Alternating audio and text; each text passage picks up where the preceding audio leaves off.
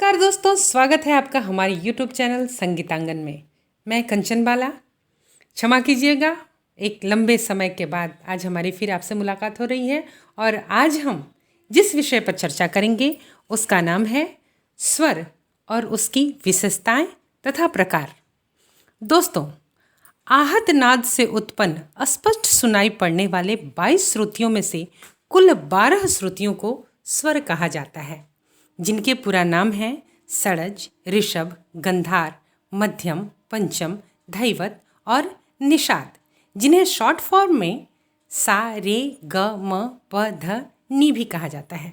श्रुतियों की संख्या के आधार पर प्राचीन विद्वान अंतिम श्रुति पर स्वर को स्थान दिया करते थे, जैसा कि मैंने श्रुति वाले वीडियो में पहले ही बताया था।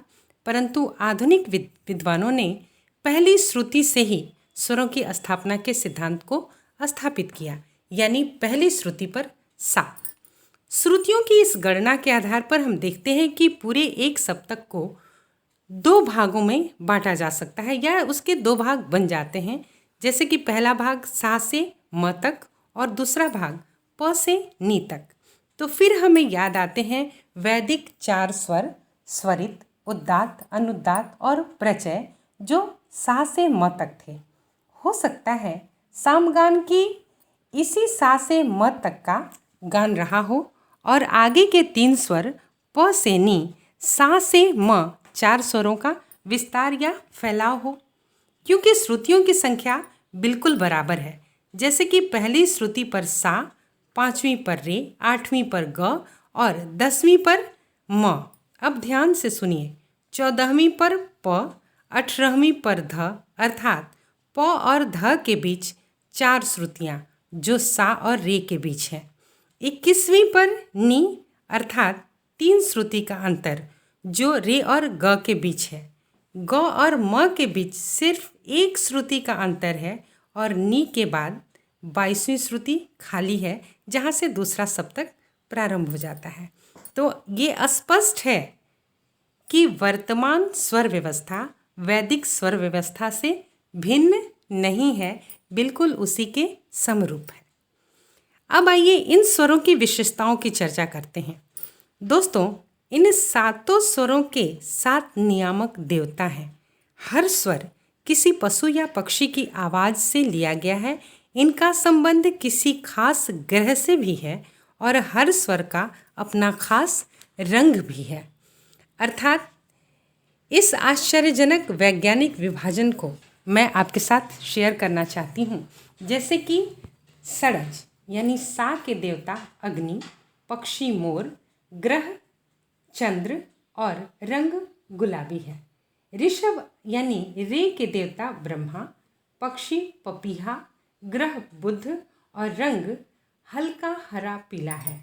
गंधार यानी ग की देवी सरस्वती, पशु बकरा, ग्रह शुक्र और रंग हल्का श्वेत लाल है। मध्यम अर्थात म के देवता हैं विष्णु, पक्षी है सारस जिसे क्रौंच भी कहते हैं और ग्रह है सूर्य, रंग हल्का हरा लाल है। पंचम यानी प की देवी लक्ष्मी, पक्षी कोयल, ग्रह मंगल तथा रंग हल्का गहरा लाल है। इसी तरह धैवत यानी ध के देवता गणेश, पशु घोड़ा, ग्रह बृहस्पति और रंग हल्का पीला है। और अंत में निषाद अर्थात नी के देवता सूर्य, पशु हाथी, ग्रह शनि और रंग हल्का भूरा है। तो दोस्तों, ये 7 स्वर यूरोपीय संगीत के बृहद स्केल के नोट्स के लगभग बराबर हैं। अब आइए हम चलते हैं स्वरों के प्रकार की तरफ। स्वरों के लगभग 2 प्रकार शुद्ध रूप से माने जाते हैं।